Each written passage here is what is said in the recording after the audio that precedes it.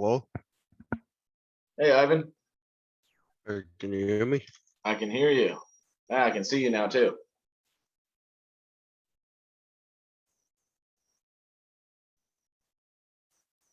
Okay, good. All right, good.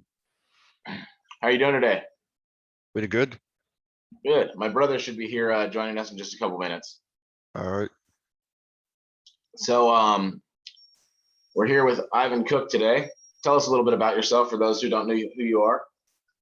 Yeah, so Ivan Cuk, I do grip basically, grippers mainly for about 2 years. I certified on the number 3 this year and the 3.5. So yeah, just mainly grip guy. Okay. And what got you started into grip? The Jujimufu video with the Jed Johnson. Oh, okay. Yeah, I saw it and I was like, I feel like I have pretty strong grip, so I thought I would test it out. And so I bought a 1.5 as my first gripper, and yeah, it all went from there. Awesome. So, you're a student. Yeah, Okay. And how old are you? 19. I just turned in July. Okay. Awesome. What are you studying in school? Engineering. I'm Okay, doing a right on. pathways program, so What kind of engineering? I don't know yet, but I'm leaning towards electrical. Have fun with that. I only say that because I'm a mechanical engineer and didn't like the whole electrical aspect of it, and like the whole wiring cables and everything. That's fun. Yeah. So what are your upcoming goals with grip? I know you just credit card closed a 187. I saw that on your channel. Is that your Yeah. biggest credit card close, and where are you going from here? No, actually my biggest credit card close so far has been 189 3.5. Okay. I got it from some guy in Germany. He hooked me up. I was looking for some 3.5 that would range from like an average 3.5 to a week 4. Mhm. So I could kind of just progress that way. My goal for this year, I want to try to close a above 200 RGC rated gripper. Whether I will do it with the credit card or a regular wide set, I don't know, but hopefully by the end of this year, I can get it. That's awesome. Man, that's wild. So the big goal is obviously to be the first to close the 4. Yeah. I don't know. I mean, there's probably, I think Carl Myersko is probably gonna beat me on that one, but I'll try to be the youngest to close it. Yeah, for sure. So how big are your hands offhand? 8.4. Okay. Yeah, and I think the palm width is like 5 inches, like with the webbing. So it's decent. Yeah. Yeah, it's pretty good size in the middle of the strong grip guys range, basically. Yeah. It's a real good size. There you go. So what motivates you to do this? What motivates you to compete and want to be the biggest gripper closer out there? Mainly I just want to get stronger. The goals that I have in mind just to get stronger, just to achieve certain numbers. The achievements are almost just a perk that comes along with it, you know.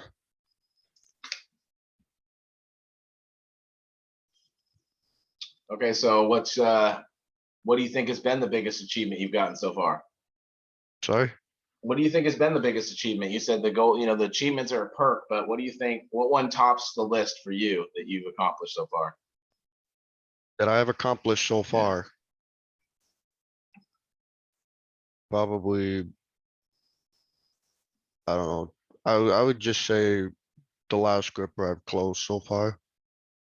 Okay. So the 189 3.5. I have a 195 4 that I'm like a wow. millimeter from getting. I haven't gotten a good fresh day in a while because I've been traveling in the last month. So yeah, that kind of messes up your CNS quite a bit. So it's hard to get a good day. And yeah, I've noticed you talk a lot about CNS with gripping. Do you think that's a major factor in it? And do you try to train for specifically, firing up the CNS to make sure when you're ready to close a gripper that that's your primary means of achieving highest levels of power you can? Yes, it's really important because if you don't have a good day, like a fresh day, you're not only not gonna feel as good, but it's really hard to train with that, because anytime you have that one off day, if you try to train, I mean, you could either get injured or it mean that you didn't recover enough, but it just doesn't work out well. So do you adjust your workout if you're feeling that way, or do you just not work out? How do you handle knowing when you're in that kind of state? How do you Yeah, make that so adjustment for that? for grippers, mostly just go by feel, just I try to schedule it to be once every 5 days, but sometimes it's just not, sometimes it's just not that day. So I just don't want to force it, if you know what I mean. Yeah, absolutely. Just taking an easy day that day. Yeah. So where do you see yourself in like say 5 years on grippers? I would say definitely 5 years from now, I'd be certified on the 4, the GHP 9, and definitely the Mash Monster ladders, get up to that 9, 10 level for Okay. sure. How are you doing? I've noticed you don't do a lot of the mash monster setting. Or at No, least I I haven't do. seen very many videos of you doing like the parallel sets type of stuff. Yeah, I don't do that stuff. I tried, you know, I tried to learn how to set. I just can't do it. The only sets I do is just wide, where it's like just with a pinch and credit card sets. And I So you rarely do just TNS, but so you're yeah, gonna I do can't wide beat sets that. for the mash monster asserts? Yeah, I'm gonna try to do credit card for each gripper, so that way no one can take that away. That's awesome, man. Yeah, I don't think anybody else is doing that, at least not anywhere close to the higher levels. Yeah. That would be cool. So let's see, the MM, so what's the MM8? Do you know what it's rated or what it's close to rating at? Around 200, so Around 200. Okay. 200 to 205. Yeah. Okay. So that would obviously be the big one, and then the 8 and the 9, obviously, because nobody's done the 9 yet, correct? I think Steven Yes. Anderson's tried a Yeah. few times. Yeah, Steven Anderson, he closed it. Yeah, he's pretty strong. Yeah, he's really close on that one. Yeah, he's definitely more focused on getting that set perfect. He's got a lot of videos and a lot of good information on getting a perfect set with that tight parallel mash monster, set, how to put it in your hand and whatnot. For me, I only have 7.5-inch hands, so that's my Yeah, range right there. Mash monster stuff. It's a lot harder for me to do the credit card stuff for sure. I would say the most important is actually a lot of people think that from your wrist to your finger is really Uh-huh. important, but it's actually your ring finger and your pinky. Those are your two strongest fingers when you're doing grippers. Mhm. And so naturally, the longer they are, the more leverage you get. But the problem is actually the pinky. If you notice a lot of guys who have to set deep, it's because they need to get the pinky around the handle. Mhm. Otherwise, they would just start from higher or wider, because if you have to set it deeper just to get it around, if you open it up and it starts loosening, it starts to straighten out, then you're going to lose a lot of leverage. So it's important. So all I gotta do is figure out how to lengthen my pinky then. Somehow, yeah. Stretch it out Yeah, daily. exactly. No, it makes a lot of sense. People don't think about that. Like with fat bar, a lot of people think about the wrist to the middle tip of the middle finger, but really, it's your middle finger to the tip of your thumb and how far you can reach that, how far you can reach around the axle. So, Yeah. that kind of stuff is important to think about with hand size. I never really thought about the length of the pinky and what it does with regard to my set. It's a good point. So, what do you think in training grippers, other than obviously pinky length and how you get your finger around it? What do you think most guys, kind of miss or overlook when they're training their grippers, and they, don't develop as much power as they could? What are they missing? Or grippers or Yeah, just in general for gripper strength, what do you observe that a lot of guys overlook? I would say there's a good amount of people out there for grippers that just do too much volume, Okay.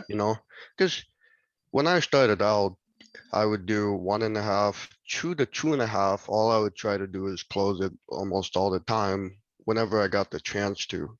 And that's like the greasing the groove. It works to an extent, but when you're trying to get up to the higher level grippers, you have to give yourself enough rest, because the thing is, it's really taxing. We all know that taxing to try to close a gripper and have a session, 3 or 4 times, it's a lot. So I would say, especially for most grip guys, if you're gonna do grippers, try to have it one day, or you choose a bit of a stretch, but I would say just have one day dedicated to your grippers. And then the rest of the days you can do your general strength training, and you can also do, fat bar and pinch and stuff like that, because that's gonna build up your hand strength quite a bit. Okay. So what's your program look like? Just closing whatever I want. You know, I I try to have some kind of a schedule, but Mhm. it's hard. I mean, it's hard to stick with it. Especially with stuff like this, it just goes by feel. But I've been recently starting to put in fat bar and some pinching into my regular routine. So before I would just go to the gym, what, once every 3 months and just try it out and just be like, oh, I can do this, maybe I can't do that. That's not the right way to train. So Well, it seemed to work for you. yeah, well, it won't work. It won't work for that far. Yeah. What have you noticed, other than grippers, that has been your best workout for your hands that transitions over to grippers? What have made your grip strength stronger for grippers that's not using a gripper? Like, would you say it's I would fat bar or say, something completely different? yeah, I mean, I would say either fat bar or pinch. That stuff really helps. I've noticed just the, I think it's because it's open hand. It just makes you, it just that isometric strength, it just makes you better at grippers in some way. I'm not sure how, but it just, I did see a carryover from it for sure. Yeah. Okay. Do you do a lot of vertical bar pulls or anything? No, I have tried a V-bar once about 3 months ago for the first time. There's a guy in my area that I didn't even know he existed. He has all these grip stuff. Um, he has an inch dumbbell, he has a V-bar, he has an axle bar. Like, he has so much stuff. Well, that's cool. Even has the York globs and the blobs. Uh-huh. He has a ton of stuff.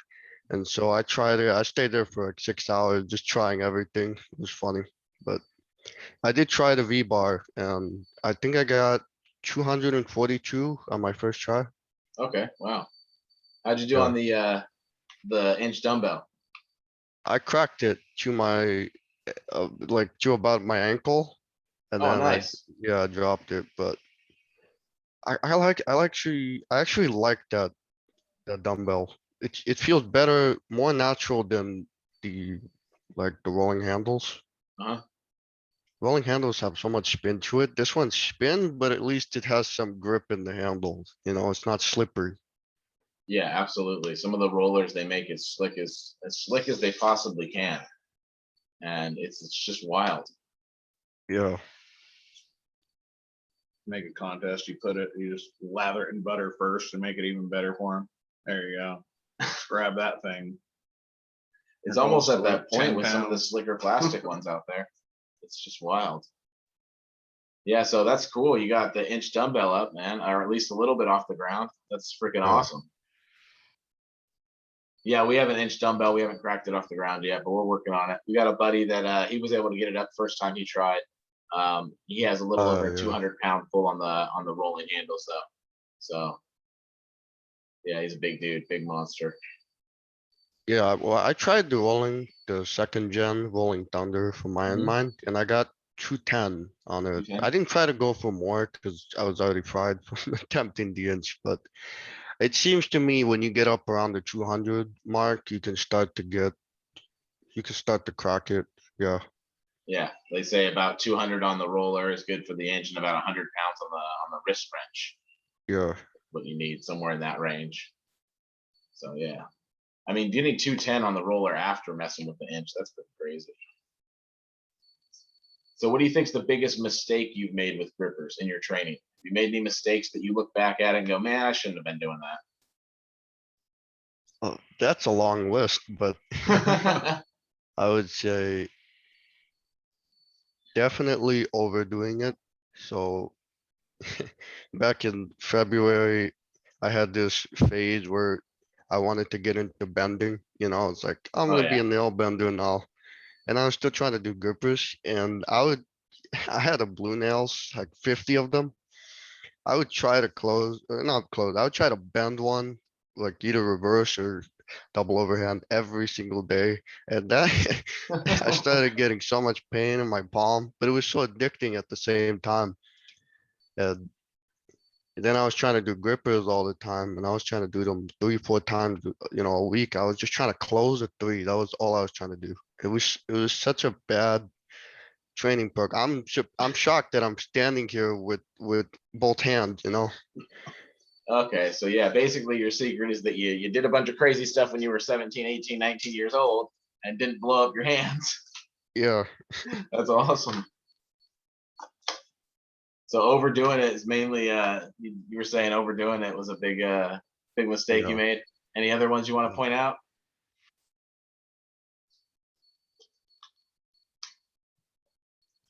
I would say also caring too much about the days that I didn't do too well on them. Okay. Having like some kind of a breakdown, like, oh no, I didn't get it. Yeah. But it's normal. We all have rough days, and it's normal that you don't get it all the time. So you Yeah. just have to accept that and then just tell yourself, well, what did I do wrong? Is it just an off day? Was I setting it wrong? Did I do something extra before it? You just evaluate it and you go on to the next week and you try to make up for it. So Yeah, I think part of that is just there's such a big adrenaline dump, especially like when going for a big gripper or a big bend. You get so psyched up to get it, and if you don't get it, it's like all that energy that you yeah. built up is just dumps, and you have to deal with that for a little while, and that's a different experience from a lot of working out. Mm. It's like same thing as I guess psyching up for a max lift. It's pretty similar to that. Yeah, it really tires you out. Because if you don't hit it and you're at the beginning of your gym session, because normally when I go to the gym to do grippers, I would just do a bench press before it. Because I feel like it just primes you the most. But there's some times where I would just go do bench and I didn't feel that well and I was trying to hype myself up like, come on, this is the day, you got to close this. And then you just wouldn't get it. And then, like you said, all that adrenaline just dumps out of you. And it's like, I don't want to work out anymore. So who are you paying attention to in grip?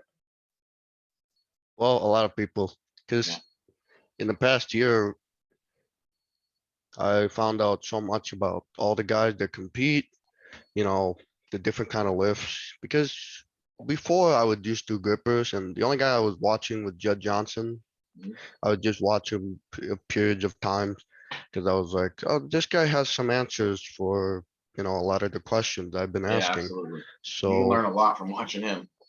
yeah, he really helps out the grip community in general, because he's so invested in it. But I would say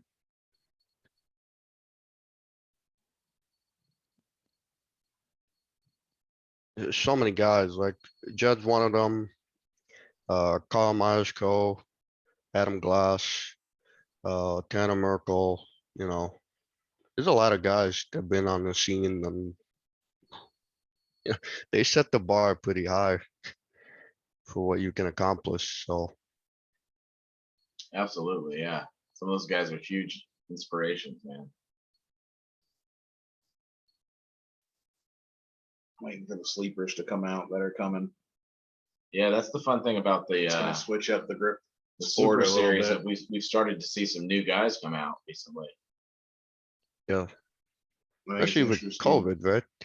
Yeah, I think it's interesting. Martin Lisis is going into grip. He got Yeah, second. Oh, he's in second place, I think, overall in the heavyweights for Super Super Series. Series, just underneath Carl, of course. So that's interesting that he's jumped in. Wow. There's a couple of Australian guys to watch out for. That when they get in fully invested in the grip sport, they're going to be pretty huge. Yeah, there's some monsters out there, man. I mean, you got guys like Brian Shaw. You guys got like, was that guy from Russia, Kirill, the bench Mhm. press Yeah, guy? That guy has insane grip. Like the stuff that I seen him do. There's a guy also from Russia, David Shamey. He's really good in grip. Like, I think he's one of the only guys that cleaned and pressed an inch dumbbell. I'm waiting for Mark Yeah. Felix to commit to Yeah, grip and see what he can do. yeah, which is insane because his hands aren't that long. They're only, I think, 7.6, 7.7. Who's that? He was able to do that with an inch dumbbell. It's Oh crazy. wow, right. Shamey? Yeah, Yeah. that's crazy. Yeah, Yeah, absolutely. That is wild. I think Eves' hands are pretty small too, and he lifted an inch dumbbell, and he's like 140 some pound climber, and his hands are only about 7 inches. It's incredible. yeah, shocking. Clean and press an inch with 7.5 inch hands. That's insane. In fact, the dumbbell's more than he is. Yeah, that's incredible. How big is Shamey? Weight wise, Yeah. 230, 240. Okay. So he's not that huge of a guy, man. That's incredible. 110 That's- kilo clubs. It's Yeah, like Isaac especially Newton, since Tanner Merkel. aside from him, I know Jed done the clean, but I know Mike Burke as Mhm. another guy. He did clean and press with both hands. Yeah. And he almost got with both hands to clean it. He got it to like shoulder height. So yeah. Yeah. Mark Henry is another one that's done Yes, That Mark doesn't Henry. count. it. Yeah. I think he was one of the first ones to ever do it. Yeah. Well, I mean, other than Thomas Inch. Right. So, other than like specific training, what are some lifestyle habits that you do that help with your performance? Uh I have these, the Okay. extensor bands. Yeah. I have to buy these every 3 months or something because they just rip off, but it's overuse. But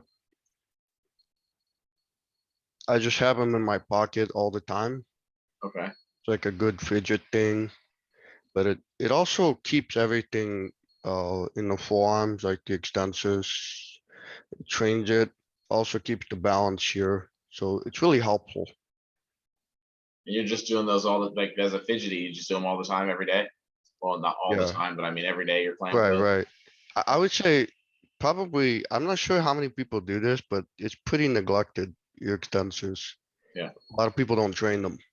And that kind of leads to problems in the future, because if you're doing grippers constantly, this is gonna get really tight.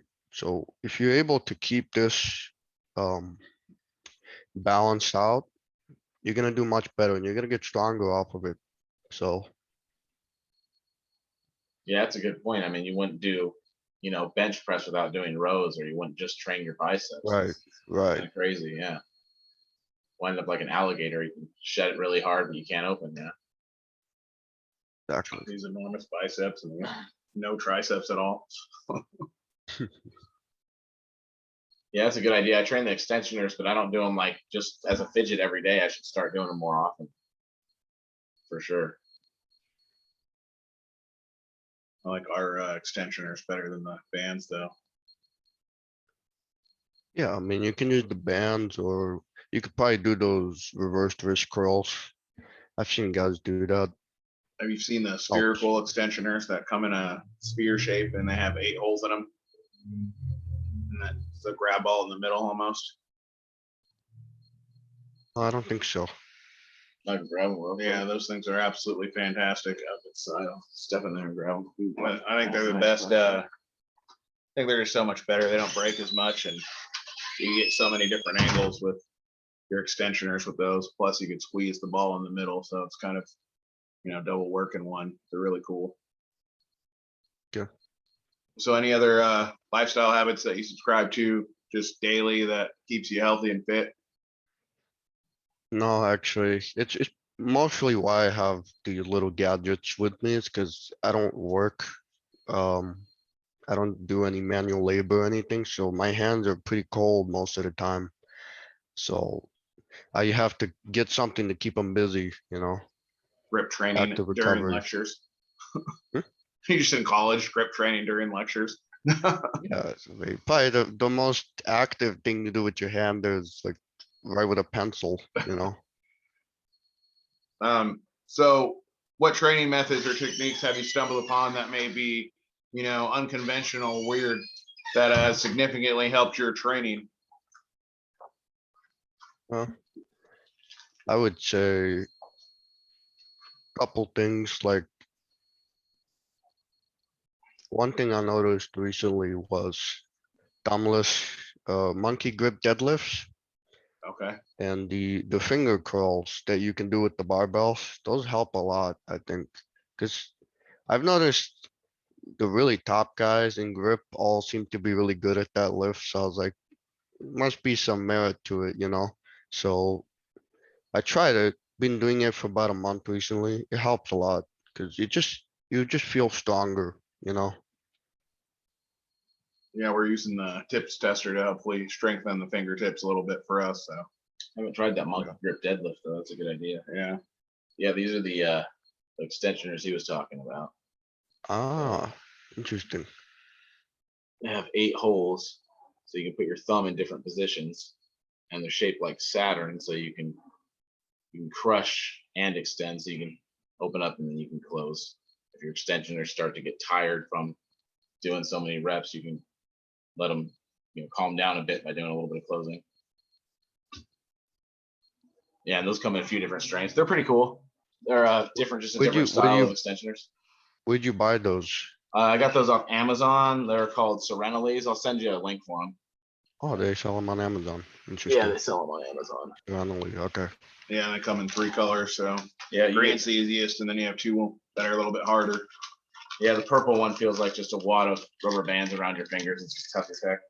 So yeah, you get 3 different ones. This one you can tell by just the way when I stretch it how more it's a lot tougher. Oh, that one's pretty cool. Haven't got to the point of where I can really do anything with it. So there you go. Yeah, really a lot of fun. Maybe I'll try the purple one. Yeah, for sure, absolutely. So if you started your training all over again today, what would you do different? What would be the biggest change you'd make?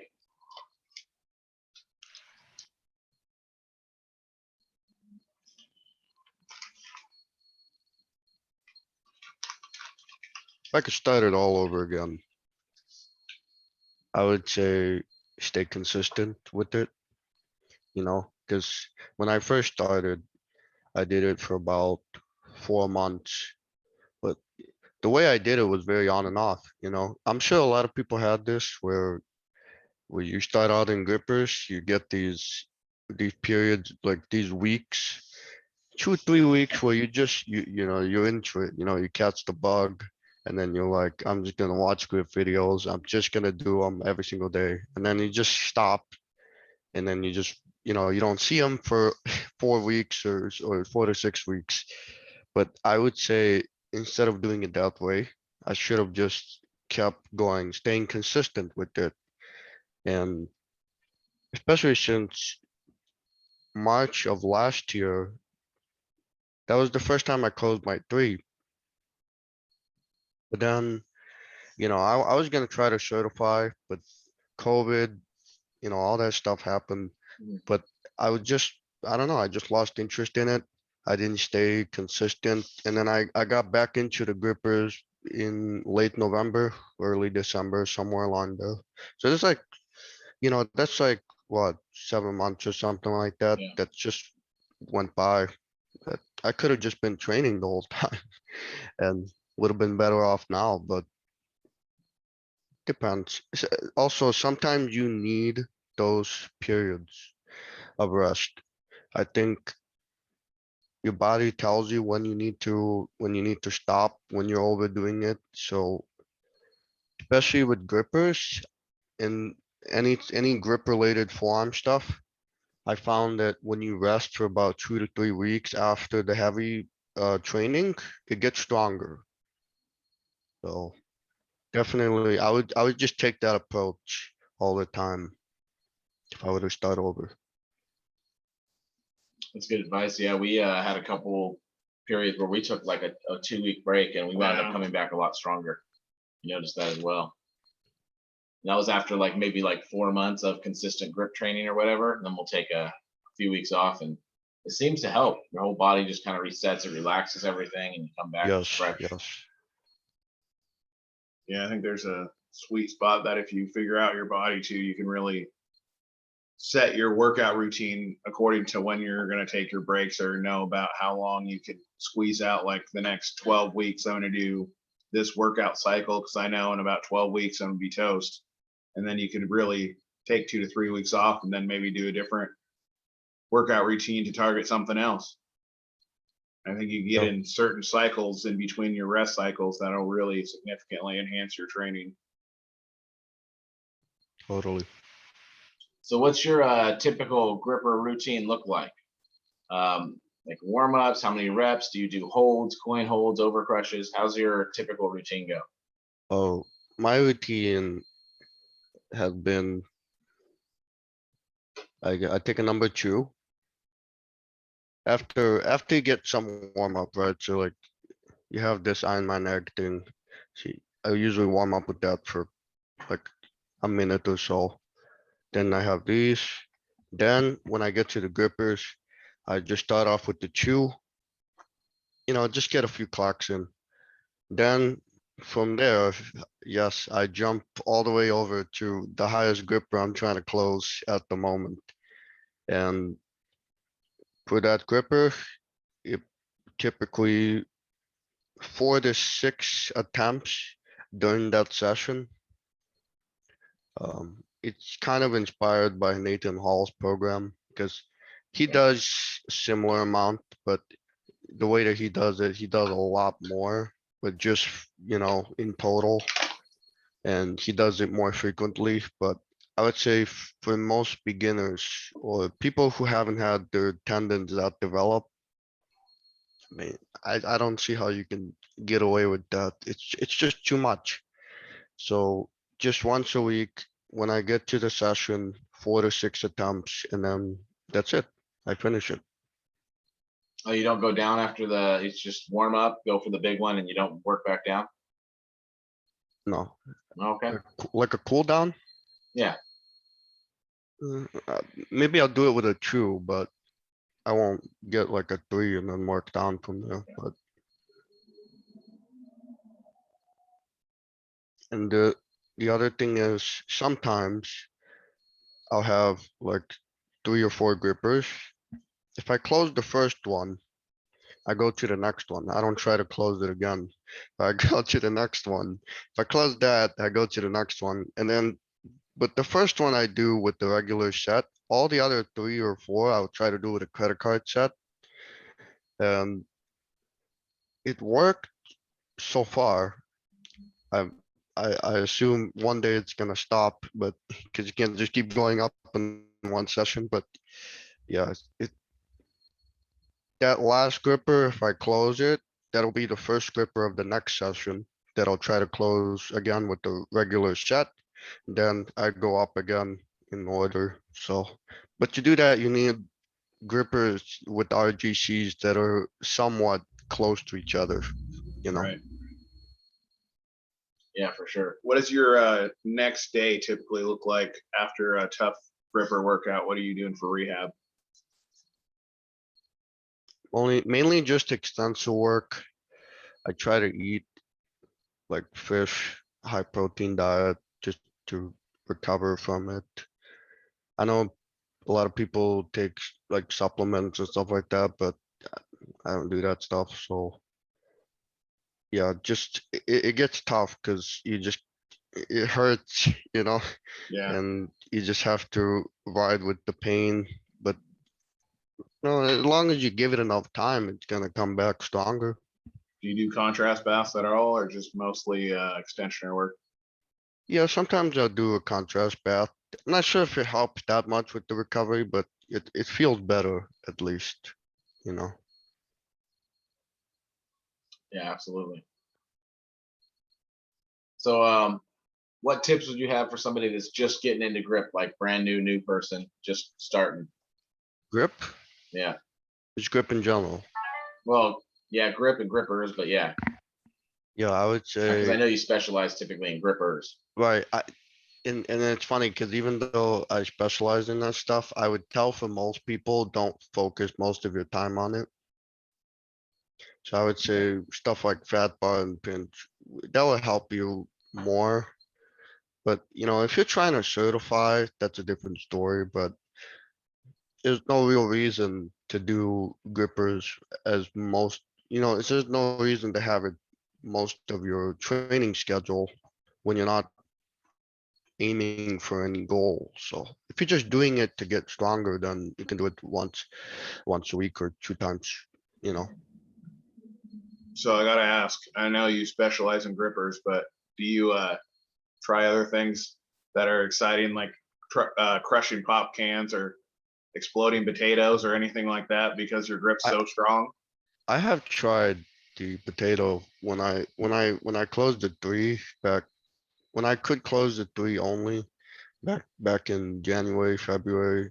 When I heard about that myth, I was like, is it a myth or is it true? I wanted to try it out, and turns out you can actually do it. So it's pretty funny, but it, man, that give you hands such a pump, and you just get so tired from it. So I haven't done it in a while, but yeah, there's some stuff that's fun to do just to showcase it, but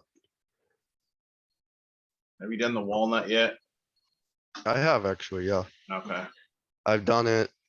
Um, the first time I did it was back in March of this year. And I wanted to try it. One took me about 10 seconds. The other one took me 5 minutes. So they have such a big variance in how hard they are. So yeah, man. There was one recent, I was in Greece. They had in the grocery store, they had some walnuts, and no one was looking, but I just cracked one and ate it, threw it in the trash can. That's awesome. Yeah, it's one of the feats that I'd like to get done is the walnut. And have you crushed an apple? Yeah, Tried that one yet? yeah, yeah. I tried also palm crushing it. That one's surprisingly hard. Yeah, I'd imagine that's really hard because you can dig Yeah. your fingers into it and crush it a lot easier than you can if you wrap your fingers around it. With fingers, it's just, you know, That'd be much cool. harder with just the cupping. Not rip it, just like squeeze it, get some apple juice out of it by squeezing it hard enough. Not digging your thumbs and tearing it in half, because anybody could really do that once they figure out the technique. So other than grippers and extensioners, what do you train on most often? Pull-up bar, actually. Yeah. I bought a pull-up station back when COVID first hit, because I was like, I don't know how long the gyms are gonna be closed for, so let's get something so I don't have to do it on a tree branch or, a playground in the freezing cold. So when that came, I also got a pair of fat grips. I got for the longest time, I had the orange extreme ones. And just recently for the Super Series, I got the blue ones. And it's good. I have two of them for the neutral and two of them for the regular. Okay, that's cool. Yeah, Are you competing in Super Series? You mentioned you got the blue ones for Super Series. yeah, I hosted one in Chicago recently. Oh, awesome. How'd that go? Yeah, it was fun. We got 4 people, but it was it was still good, Yeah, Um, absolutely. yeah. Yeah, we I usually I don't have never a ton of tried people at ours. I never tried the lifts beforehand, so everything was like, especially the equipment, everything was nothing was seasoned, it Yeah, was all just fresh out of the package, but it's fine. I mean, I thought it was just for fun. You don't have to take it that seriously when there's nobody really you're competing with, but I tried it. I got like 167 on um the rolling grip thingy. Mhm. Oh, yeah, there's good lifts actually. I was pretty Yeah, that's not surprised. bad. That's actually he got like 160 about roughly on the rolling grip thingy. So yeah. Do you think you're going to continue to try doing more grip sport, or are you going to do you Yeah. mainly focus on grippers, or are you going to try to do other parts of grip sport too? Well, I mainly focused on grippers, but Yeah. I do want to do other grip stuff, because I feel like I have a decent genetics for grip in general. So like lifting the inch first try, stuff like that. So the fat bar stuff I'm not bad at, but yeah, I know that the Super Series is another stage being held in December. Yeah. And I'm pretty sure even after that, they're probably going to do again another competition where you get similar or the same lifts as the first stage, I think. So I'll have enough time to practice for that. Absolutely, yeah. Some of the contests are very similar each year, so you can definitely train for them. Absolutely, like Kong stays very similar. I know the arm lifting USA comps are always the same 4 lifts, unless it's some special thing they're doing, like this Super Series. But that's always just Saxon, Fat Bar, Rolling Thunder, and the Silver Bullet. Yeah. Have you done much Silver Bullet? Have you tried to go for like a Silver Bullet record or anything like that? Because I imagine No, you'd do pretty well on the bullet. I Hold the 4 I for a while. actually I tried to do a silver bullet hold. I hate it. I can't do it, I don't know how to set properly to begin with. So just trying to like if you give me a 3 and then you try to have me set it the way I normally do, it doesn't work. But yeah, Yeah, that makes perfect sense. You really need a deep set, and then it's like crushing it on your leg and holding it in there. And yeah, it's kind of crazy. yeah, It's I mean, a whole especially different because thing. it hits me right in this spot and there's like a nerve there, the branch of the ulnar nerve. I don't mess with that. Yeah, Oh man. I had that irritated when I was doing nail bending and overuse from grippers. It was pretty bad. Yeah, I still almost think though, with how much you can close with a gripper compared to a lot of people, your silver bullet hold will still be skyrocketing compared to others because you can just basically close it, open it a little bit, and stick it in there. Probably hold it for a while. yeah, that had been actually one of my like fantasies in my head that I play out sometimes. Like, what if you break the silver bullet world record where you just close it and then just hold it and then Yeah. just, I was gonna say a three's easy for you, so you could pretty much just wide set it, stick it there, and close it in there and hold it. would be funny. Yeah, for sure. But I mean, of course, then you gotta, if you want the record, you gotta do that with a 4, and that's, from a wide set, that's tough to do, and then actually get the bullet in there and hold it. Yeah. So, what's the biggest gripper you've attempted? RGC. A 212-4. A 212-4. Yeah. I have it on my my YouTube channel. I attempted it about a month ago in Serbia. I was surprised. I didn't think I would get it that far, but all the other times I was trying it, it wasn't fresh or anything. So How yeah, close did you get on the 212? Haven't seen the video. like this much probably. Like it's still a gap, I would say, but closer than I thought it was gonna be. Yeah, for sure. That's wild. I mean, that's probably what is the average 4 rate out of the package? Around there, so 214 average for, which is, that's completely, That's insane. that's crazy. That the average 4 is that hard because I would know the only person probably close to doing that would be Carl, and I'm not sure. I'm not sure if he can do more than an average 4 with a card set. Like that's pretty hard. I mean, that's a lot to ask of anybody, but I'm pretty sure she can get it done. Cause I think last year he did the 216 with the GHP sets. He repped it for 2 and that looked pretty easy for him. So yeah, Carl's so big, He's a dude. big That's guy. insane. Yeah, he's a monster. He's like Brian Shaw, that type of size guy. Well, a little less Yeah. weight, but he's taller. and he's got, and he's so strong all around, Yeah. Cause when I first heard of him, I thought it was just like all I saw was the grip stuff, but I didn't see that he lifted like a millennium, that he could Yeah. clean, he can clean an inch. I saw recently he snatched the 90-pound Saxon bar. Yeah, I did see that. Yeah. That was crazy. That's insane. I mean, the amount of control he has Yeah. over that is nuts.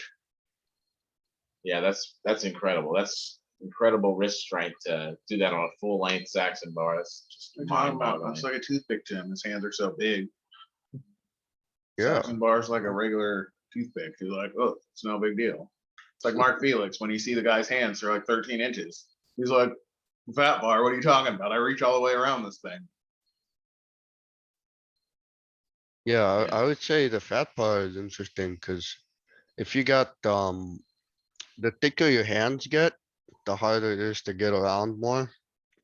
So that makes it even like, it makes it a little bit harder to wrap around. But with that extra thickness comes the size typically associated with more strength. So you're gonna get stronger off of that. It's a trade-off. Yeah. Yeah, absolutely. I think that's why Mark Felix, everybody's scared that he'll just shatter the fat bar deadlift record because he doesn't have super fat hands. He just has giantly long hands. Right, yeah, that's the thing, like in super long fingers as well. Yeah. Yeah, Helps a lot. all the thickness doesn't take away from his length. Yeah. Whereas most guys, Right. their hands get super thick, and all of a sudden they of course can't reach around anything. Yeah, like Doesn't if matter you if your ask, hands are over 10 inches long. Who cares? Throwing 13. yeah, I mean, if you ask a guy like Dennis to like, lift the inch or something, be like, I can't get around it, you know? But- Yeah, exactly. And that guy's just amazingly powerful, Dennis. Yeah, Yeah, he's one of the guys I followed when I first got into grip because I saw this guy that's this big out there just tearing up and destroying everything, bending stuff and ripping telephone books and cards like they're nothing. And I was like, well, how can he do that at his age and his size? And that was incredible to me. Yeah, that was one of the first ones that inspired me. So yeah, who inspires you in grip? Who are some of the legends, or who are some of the guys you watch for motivation? Uh, well, it's in the beginning, since I didn't know too many people. But one of the first guys I knew about was Tommy Haslip, Okay. and part of his achievement for inspiring to me, because I was never the big guy. Like I'm never the biggest guy in the room, anything like that. I'm, but I'm strong for my size and my age and everything. So I always felt like he's kind of the same way. Like he's not that big or anything like that, but he just has that superhuman strength with the grippers and all that stuff. So I was like some relation there, you know? Yeah, he was one of the first guys I saw too, as well. Yeah. Because he was doing this stuff way back in the early 2000s. His number 4 close was, before they changed the rules, of course. But yeah, I remember him doing no sets with, a number 3 in each hand for reps, like it was no big deal. And He did a at no like set with 170 a pounds. super elite. Yeah. Yeah. It makes sense. I mean, He that's closed with like 3 and then he's explode a just too potato. strong, you know? It's like, why? You know? Yeah, absolutely.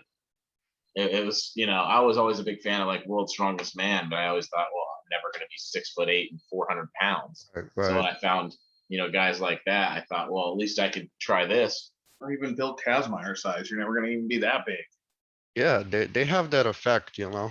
Like Joe Kinney and Tommy Haslip, they have that effect. You see them, Yeah. they're not that big, and then you see the things that they're supposed to do and all that. It's like, maybe I could do it, but then you try it and you're like, this is impossible. Yeah. Even watching World's Strongest Man, the only guy that's like my size would have been like Yogo Hola or something. Yeah. And he's the smallest guy ever. World's Strongest Man. There's that one strongman, Magnus Samuelson. His world strongest arms, that documentary that he did back in 03, 04. That's a big one because I would always watch that where he would close that 4, and I was Yeah. like, Yeah. I want to do that. Yeah, man. Yeah, I remember that, man. Yeah, he got it for 2 in that documentary. Yeah, Yeah, that was pretty awesome. But yeah, I mean, even the way he closed it, is so different from the way they require you to close it now. I mean, he had his arm down and like the camera has to go down to it, and he only had it this wide for his reps. And the way yeah, you're going to be required to close it for your set, cert, is just it's mind-bogglingly different. yeah. Well, to be fair, at least for Magnus, he did it with 3 fingers. Oh, that's true. Yeah, because his hands Yeah, too I mean, big. I would say the other thing is probably if he gave it like I think if you gave him more grippers in between, he would have progressed a lot faster. Cause Yeah. he shirted on the 3 back in 98 and he didn't shirt on the 4 till 2004. So that's a while because you have to go from that 3 to the 4 and that's a big jump when you don't have anything in And between. there So wasn't you have to, there wasn't much in between back then. right, right. So I would say at least like guys right now, we're pretty blessed to have Canon Powerworks and guys like that that can give us some, some in between grippers helps a lot. Yeah. Yeah, for sure. Like John Brookfield's another one that I'm just mind boggled Yeah. by him because he has pretty normal sized hands and he didn't cert on the 4 though, but everybody knows like he closed it. I mean, Strawson saw him close it while holding the spring or whatever. But I mean, for him to go from the 3 to the 4 back then with the size hands he had and like virtually, no evolution in the sport, it's just incredible. But he closed the 4? Yeah, he closed the 4. There's a couple books that talk about when he closed the 4. He did it, but he held on to the spring with the other hand while doing it, but he still closed a 4. Wow. Yeah, I saw that blueprint for grip strength video that he has on YouTube, something like that, blueprint. Yeah, I saw that one too. It's like an hour long of him rolling up Right, carpet. right, right. Yeah, bringing out exactly. towel. Yep. Yeah. Yeah, Crazy. that's a whole different, that's old school grip, man. You barely see that stuff anymore, but you gotta admit that made his Had, hand strong as they ever. had to come up with some stuff that, you nowadays you would have replaced with, things you could just buy, but back then you had to come up with some stuff, I bet. Yeah, and I'd imagine still some of the stuff he came up with, Still work. it still probably works in ways that some of the stuff you buy can't. I mean, watching his video, it really shows you that you get into grip sport for nothing and have really ridiculously strong grip just by having a carpet and a towel and a stick, some weight. Yeah. It's just impressive. So is there any other advice that you have for anybody getting into grip or people wanting to get strong with their grip? Anything we haven't talked about or any questions you have for us? Yeah, I would say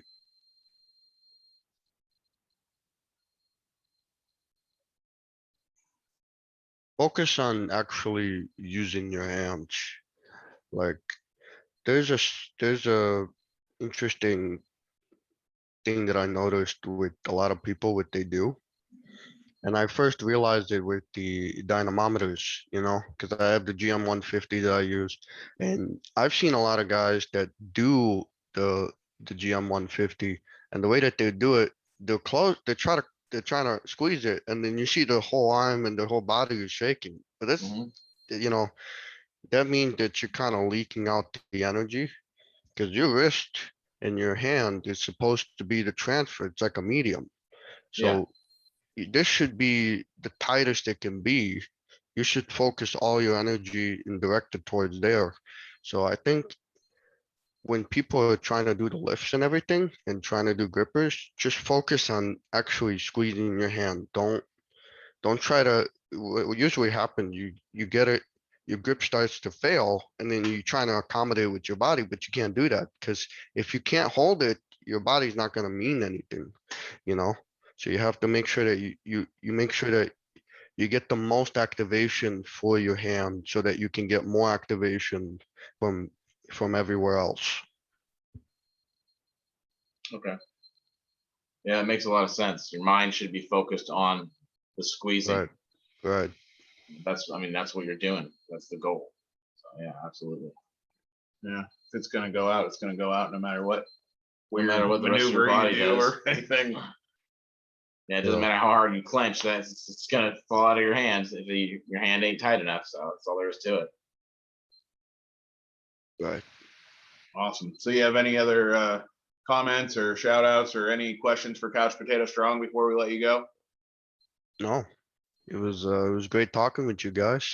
And yeah, thanks for this interview, podcast, episode, whatever you call it. And yeah, Yeah, awesome. We'll be getting a set of golden potatoes over to you, and you'll be able to try some pinch lifts on those and some fingertip pulls with those. Yeah, it's a nice. tough grip apparatus. That's it's a lot like climbing. It really requires your fingertips. Have you seen the potatoes yet? I've seen that in recent Instagram post, Yep. like that guy Joel Yeah, Dirks or Joel. something like that. Yeah, Joel Dirks, Joel. he's strong, man. Yeah, Joel Dirks and I switch up the grip community too. Yeah, he beat. I mean, his pull beat Clay Edgin by 30 pounds. 37 pounds, Yeah. something Wow, like that. And of course, you know who Clay is. Yeah, he's a impressive. monster. He has a bolt named after him, of course. Grip legend. All right. Well, all right, it was Awesome. nice talking to Appreciate you, ya. Ivan. Yeah, it was. All right, you take care. Enjoy the rest of your day. You too.